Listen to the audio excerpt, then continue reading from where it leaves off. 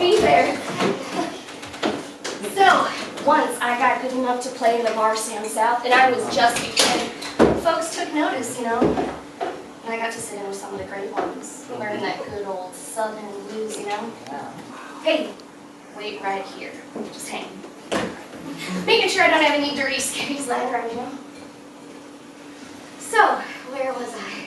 Oh, so people started hearing about the Chicago blues. And it's all pretty much the same, but on account of the city, everyone turns their amps all the way up, and that's where you get that powerful feedback sound. It's all rock and roll, you know. Oh, wow, you want stuff. It's cool.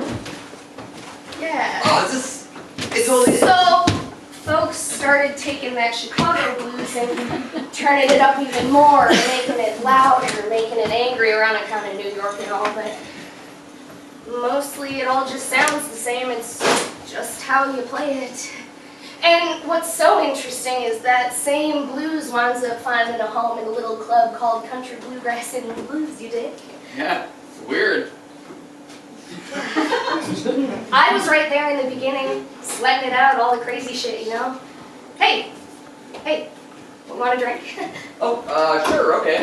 I mean, you don't have to. Well, it's fine, it's just a bit early for me, but it's cool. And it's all because of Mom. Boy, she'd smile when I'd play.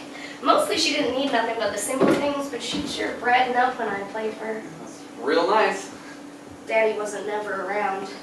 But before I left, I managed to save up enough to pay some fellas to build her a real porch.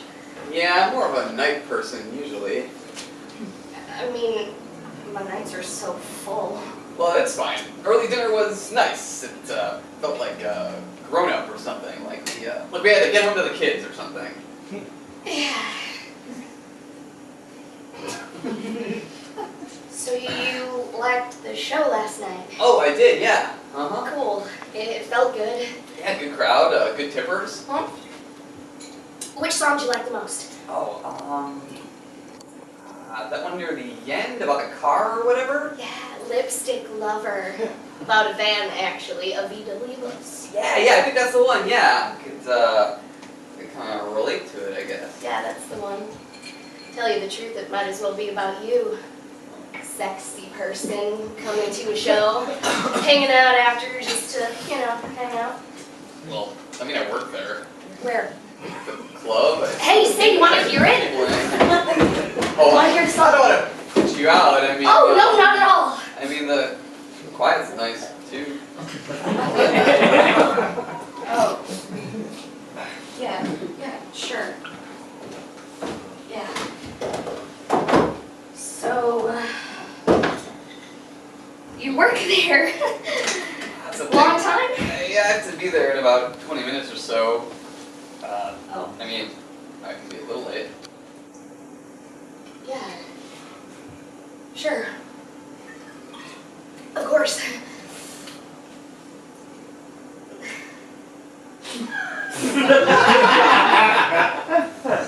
Sorry, is something wrong? No.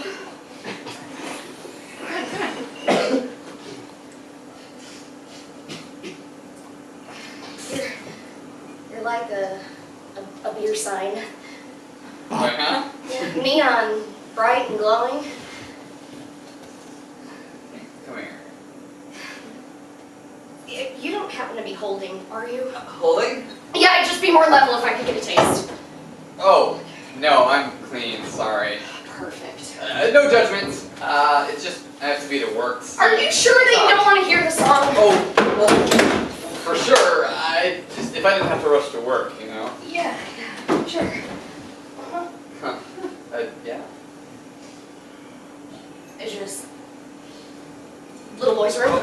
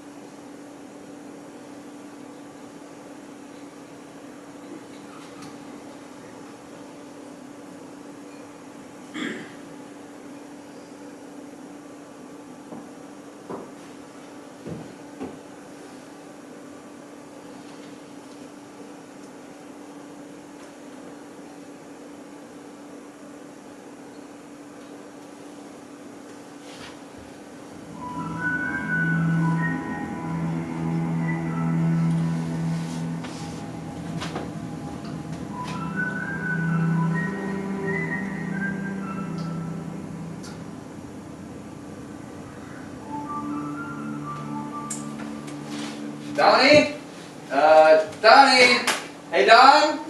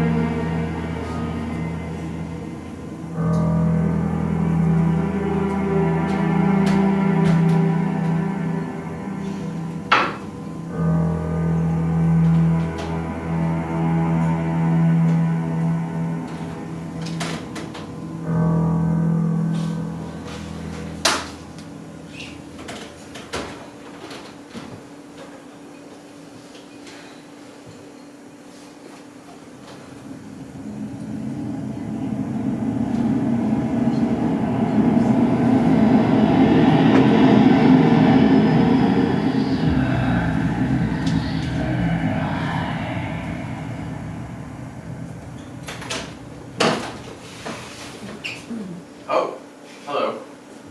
Hello, Chuck. I'm sorry, I was here before with Donnie. Donnie? Donnie is mine. Oh. It's okay, Chuck. Listen, I don't know anything about anything, okay? I left my bag.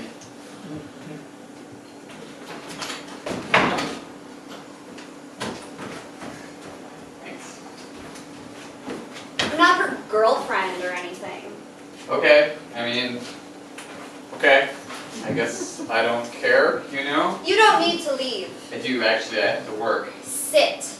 Listen, I enjoy your scent. Enjoy my... What? What is this? That song you liked? Oh, you read my note. It's about me. Listen, I had no idea, okay? Did you like it? Yeah, I did, actually. It's kind of sexy, I guess. Yes. Donnie dreamt of you last night. Come here. Let me see you. Winter. It's snowing. I don't understand. This is one of my very last memories, Chuck. I'm sharing it with you. Okay. Minneapolis, Kansas. An area they call Dinkytown. Describe the snow. Jesus. Look, I like when want you to get describe the anything snow. here. Fat families of snowflakes, loosely jumbled together.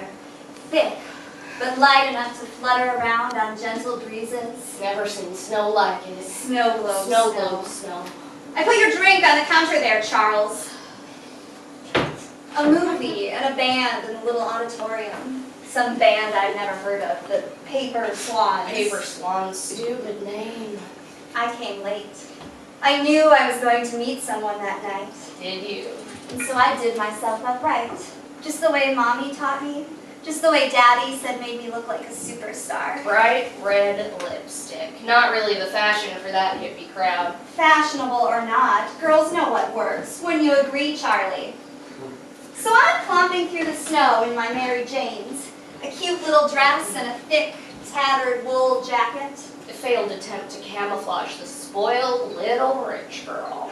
And out front of the auditorium is this van, a VW bus. And smoke is pouring from one of the broken upper windows. And right before I'm about to go inside, this hand slaps against the frosted glass of this rusty van and wipes away the dripping humidity. And I looked And out. this face peers out, and we stare at each other. Loosely packed clusters of snow clinging to your military peacoat.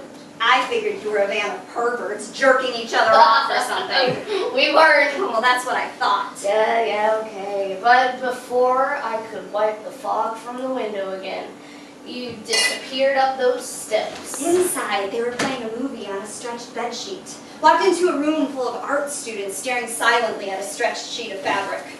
Clockwork orange. Pile of amplifiers and drums set up for the band behind it. And I sat down on the floor, Indian style, uncomfortable. Everyone's silent, felt like taking a seat at a strange new church. But then, this leather-clad monster strolled into the room. She walked right in front of the screen and just stood there. You just stood there. She scanned the room and then she stumbles forward. I couldn't see shit with that projector in my eyes. She was drunk. Chuck's drink is empty, Donnie. Be a peach and refill it, won't you? Drinks, Donnie. And she was moving just like that, controlling her fall by leaning somehow seductively far off to the left, like Jim Morrison, her spine twisting. But we all know now that it was a bullshit pose just to look cool. And then her gaze lands on me. You know the look, Chuck. I could feel you. And she crushes out her cigarette on the maple wood floor and... Charlie, sit. Good. See, we're getting to the good part, and I just want you to be comfortable. She strolls over to me, passes me. And then I feel her sit down behind me. Her tattered combat boots jut out past my body, and she leans in and whispers, "Get comfortable. Lean back." Oh, and you did. Sure. Lost college girl. Older rock and roll rebel gives you a little attention. Kind of chick father would despise, right, Chaz? So I lean against her studded leather jacket. It wasn't comfortable, but I dare not move because I liked it plenty. And the movie continued. And I laughed. I found the humor and I laughed. Nobody else was laughing. I felt like a fucking Well, nutcase. because you are a psycho. So I'm laughing at what is supposed to be this dark and disturbing art film, and people turned and looked at me, and I felt like a nut job interrupting the movie and laughing at the murders, shining through the clacking of that 8mm projector at the back of the hall, tiny, tinny speaker shouting out rape and villainy. And then she laughed too. Oh, because it's funny shit. Oh, a big belly laugh vibrated through my body. And that made me laugh more. It was like that giggle game that silly girls play at sleepovers. The entire thing became the most funny experience I've ever had. And one of the only times that I can recall genuinely laughing instead of going through the motions to make some boy feel clever.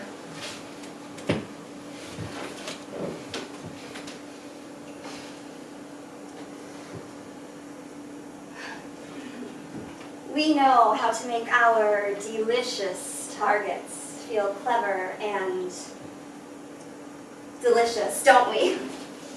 And then the movie ended. Oh, and all these folks who've been sitting in silence the entire film, these phony art snobs, they jumped to their feet and applauded. I swear, they didn't make a peep the entire movie, and they jumped up and applauded as though those on screen were going to walk in and take a bow. Yes. And then, from behind the fabric, before they could take a take it down from the clothespins, there was this tremendous squawk, a horrific squeal of feedback, like when the principal would start to make an announcement in grade school, but louder, painful. And I was still leaning against his studded leather jacket. And then there was a beat.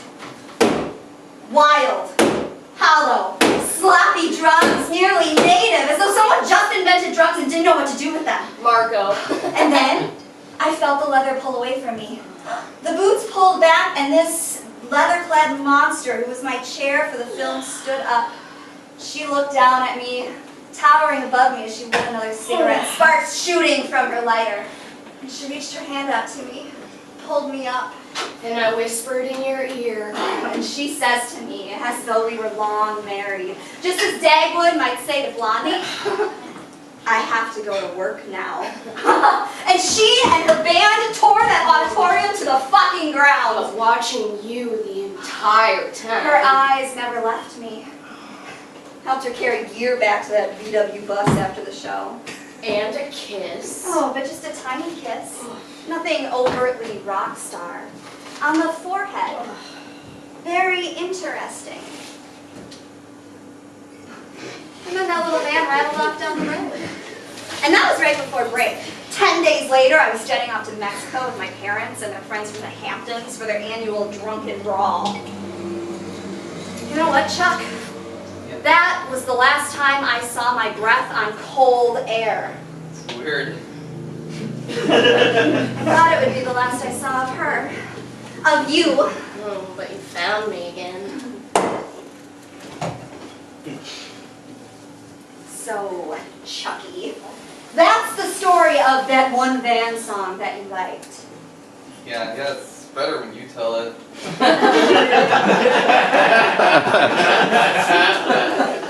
You're such a mess. Here, why don't you relax? That's better. I'm sorry, I didn't expect... I'm feeling a little trepidatious.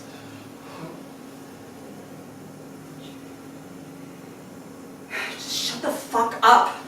I mean, shh. I've never actually been with someone. I've never been with a woman. I'm no woman.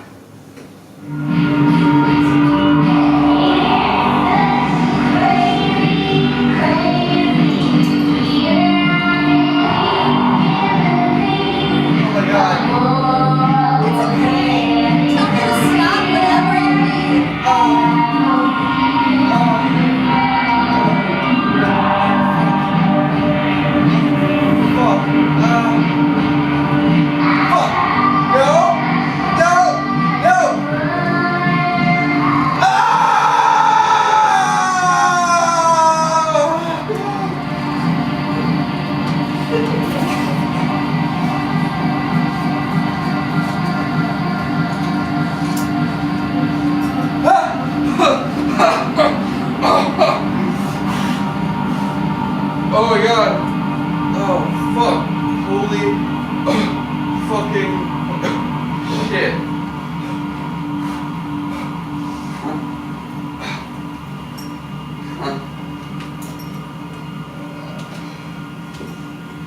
Thanks.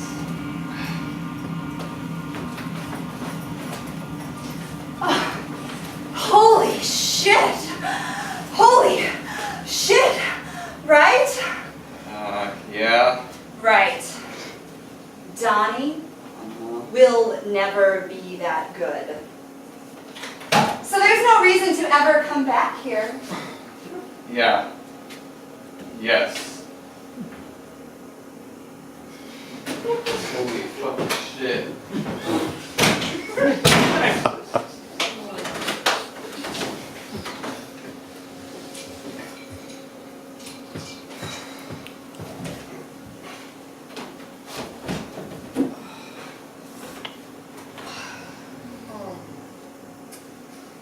It's okay. Charlie Boy's fine. Walked out the door. Oh, You don't remember? remember. No. He insisted that you play Lipstick Lover. Song made him cry. Why don't I put you to bed? I have something fun to dream about for you.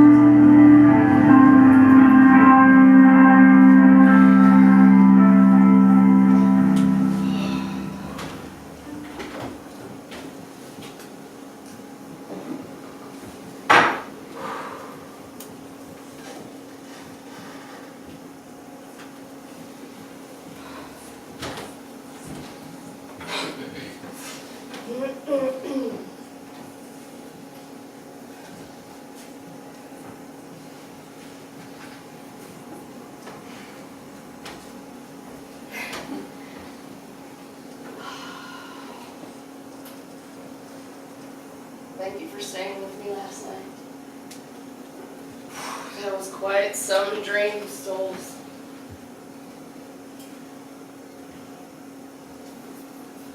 Do you meet a lot of people out there? People, yeah, of course. No. Do you meet people out there? How do you mean? Girl people? Do you? Do you meet people out there? I eat people out there. Girls. Do you? What do you want me to say? There are girls out there. Come on, shut up. No judgment. I get it. I'm not a girl. Whatever, just tell me. I don't know, sure. Do you? What are they like? Like what I used to be? It doesn't matter. No, it's fine. I get it. Warm mouths, life in their eyes, warm bodies. It's not like I'm your girlfriend. I just showed up one day and you got stuck taking care of me. I chose to take care of you. Besides, I'm here, aren't I? You must get bored, no? Hey, Stoltz. Do you want to hear a new song? Always a new song. And that's it, isn't it? Isn't what? Always a new song. A new girl, a new song. I have See what I lots mean? of songs. Where's this coming from out of the fucking blue again? Chasing waves. Chasing waves? The fuck does that mean? Easel in Paris. What? Where I became what I am. Little island off the shore of Cancun. Oh, that's right. You're one of those. What of what? A spoiled rich girl vacationing in Cancun with mommy and daddy. I was a rich girl. But this island is not Cancun. Little island. Just a few bars, mostly locals, some bungalows. I know this one, okay? I know this one. So, The night I decided to stop being a rich girl. Decided to not be a girl at all. I don't like these stories, Stoles. Annual vacation. Daddy used it to show off and make deals. A working vacation. I don't like stories about your daddy. Well, this is the last one I have. So you're going to listen. Pictures of martinis and margaritas. Always plenty of "the adults are talking, dear," directed at me, and "us guys are going to discuss business out on the veranda," directed at the wives. During the day, we were all segregated to our own areas and quiet duties. Beach and sandcastles for me in the early years. Beach and suntans as I grew into a young lady. But for the wives, there was the kitchen, canasta, gossip. The men had their Panama hats and wayfarers and piles of property brochures or car catalogs or whatever Daddy was hustling at that time, all very waspy bullshit. By evening, the booze began to take a thorough grip on everyone as the delicate art of business negotiations crumbled. Voices became louder. Gossip became more venomous. Slaps on backs over often repeated jokes became prevalent. The elite generals of capitalism enjoying their spoils of war. Daddy knew that this was always the right time to make deals. Everyone loosened up, everyone laughing. And he knew that they had to feel like he had things they didn't. That he could give them something intangible that they needed in order to be like him. I don't want to hear this story anymore. Sit down. I know how this goes. And I'm so very sorry that you got dragged to an exotic island year after year when you'd rather be back at home jumping in the back of some flashy sports car with muscle-bound lunkheads who managed to figure out how to throw a ball. Yeah, Donnie? Yes, so many lunkheads. You're absolutely right. I know! So don't ask me about girls. Chicks like you only need to bat your eyes in before you know it, a dozen options are presented. You want a free drink, tickets to the movies, a trip to Paris? It must be real hard, never understanding the feeling of ever having said the absolute wrong thing to make someone lose interest. Real hard! Treating each new person in every room that you enter that clamors over your every wish and need. What an impossible existence it must be to treat each new person that worships you as just another sparkly bit of sea glass that's quickly overshadowed by the next shiny object. Chasing waves. The fuck does that mean? Daddy was a closer. Unfortunately, Mama, who was supposed to be Daddy's ace in the hole, was usually painfully bored not being the center of attention. So she'd often excuse herself for some beauty sleep. And honestly, in the latter years, Mama wasn't even invited to the evening festivities, as she had become the oldest wife in the room. This year, she didn't even make the trip. But Mama taught me everything I needed to know in order to be a good host. Even tan, bright smile with a full lower lip painted on, how to innocently touch a man's arm while laughing at what is supposed to be a joke. Jesus souls, you have to touch an arm. Try writing a fucking song. Try creating something in order to get the smallest inkling of attention, much less affection. Come here. Come here, Stoli. Sit on my knee and tell the fellas about how you and your girlfriends enjoy the new pool I had put in back home. Disgusting. 11 days earlier, I had met a rock star, a leather-clad monster. I was never a rock star. She could have been like every other lunkhead, had me right there in her shitty van. This again. But instead, she just gave me a teasing little smooch on the forehead and left me behind in the cold. You don't fucking get it, do you? Growing up, I was a skinny little thing. The girls in school, and there were some lookers, why, they wouldn't have even noticed if I had just stopped existing. Something about them small southern towns, they know how to breed fine-looking young ladies. Unfortunately, the breeding of the dolty dudes also isn't half as bad.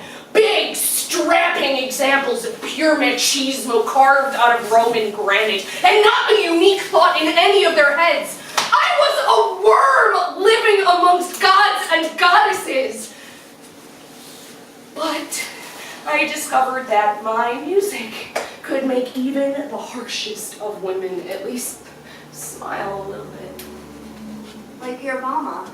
Sure, at first, I had to work hard to develop any scrap of notice I managed to coax out of the occasional dame. I had to fight to be noticed. Hundreds of hours practicing with bloody fingertips. Dozens and dozens of shows playing to empty rooms and all for no pay. Toiling over every goddamn note and word just to be certain it resonated with some bubble-headed broad every once in a while. To have the pretty girls notice. You're goddamn right, souls, just to be noticed. And you know what you said after that fucking great show that I played to an auditorium full of art snobs that rocked them out into outer space? You said, I like the sparkly red of your guitar. And I laughed. Not because it was funny, but because you were pathetic. You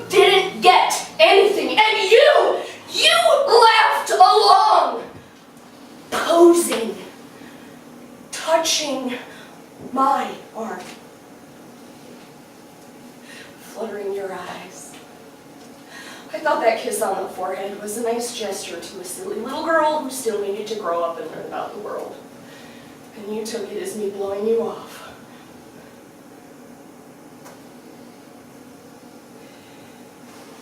I didn't sit on Daddy's knee that night.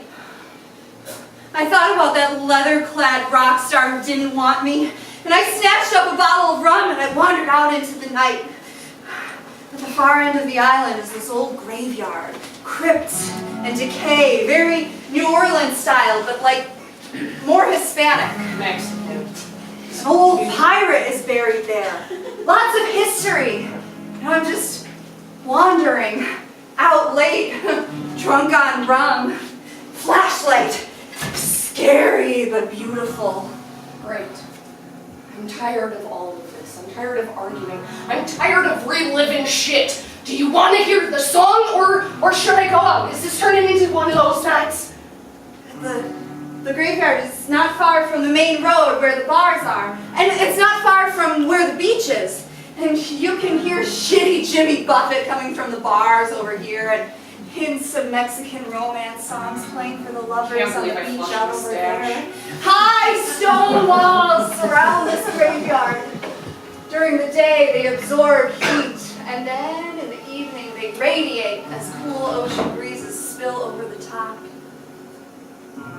You ever feel that very distinct spot between hot air and cold air? I don't fucking know. You have! Just think, like walking into an old basement or down an alley near the lake. Sometimes there is this very distinct place between. Okay. I think that is where evil exists. Okay. Or what has been interpreted as evil. Maybe just power?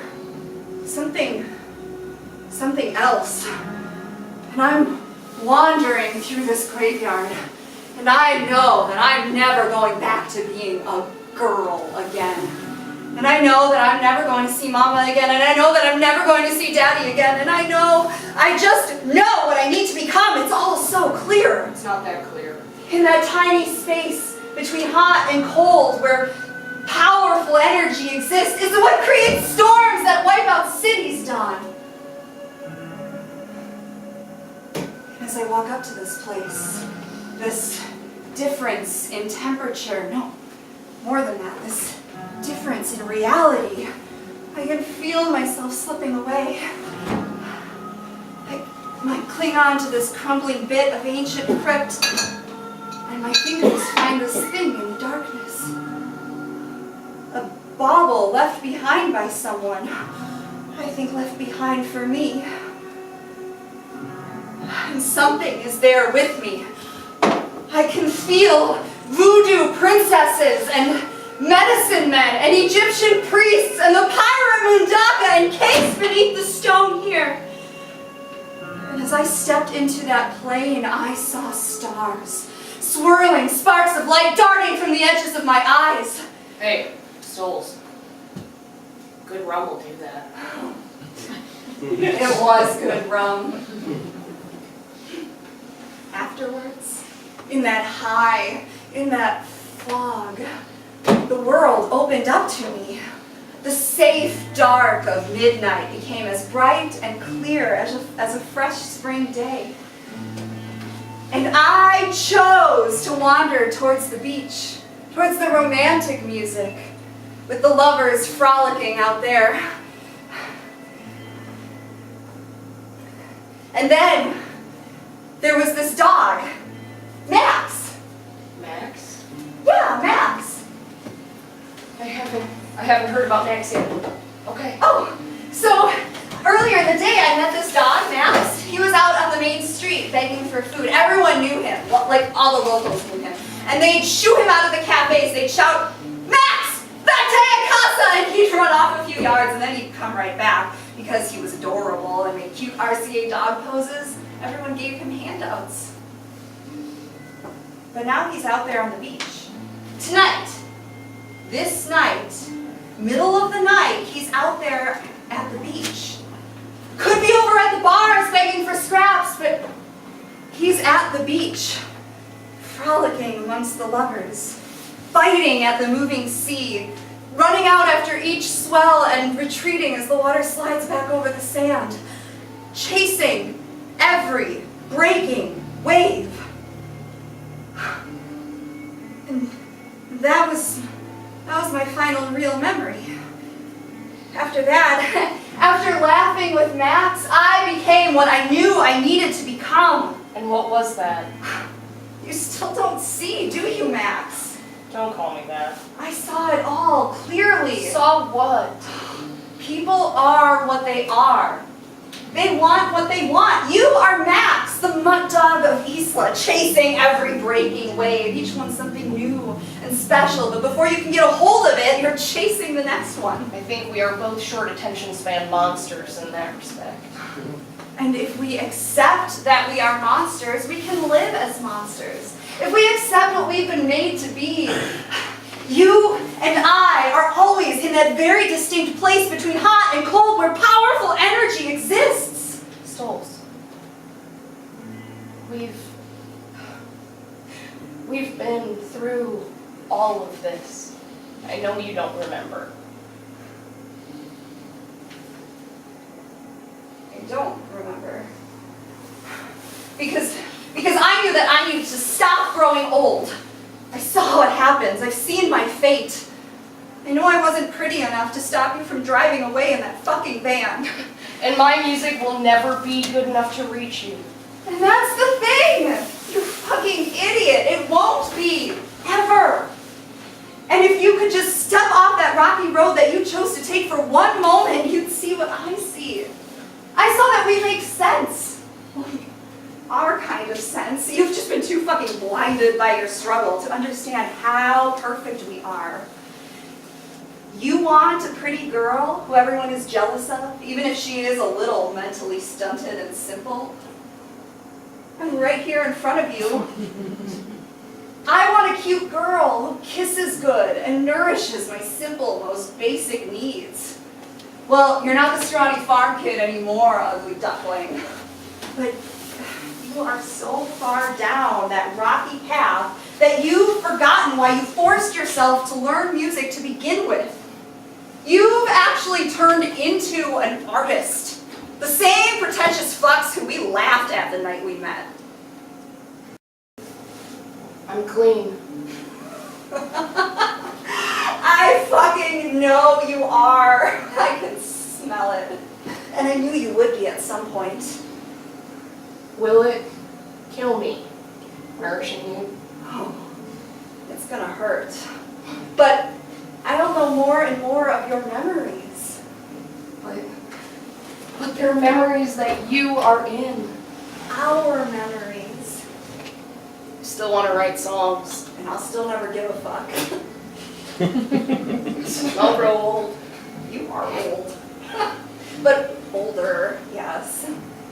Can't say what happens when you lose your appeal, but for now, I'm this. And you're that, and it works. It doesn't work. Slowly, we're gonna do all of this over and over again.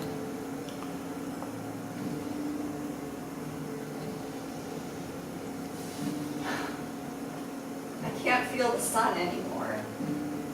Sun hits the top of the Chrysler in about 30 minutes. We have time. I'll never listen to your new songs. I won't always stay clean.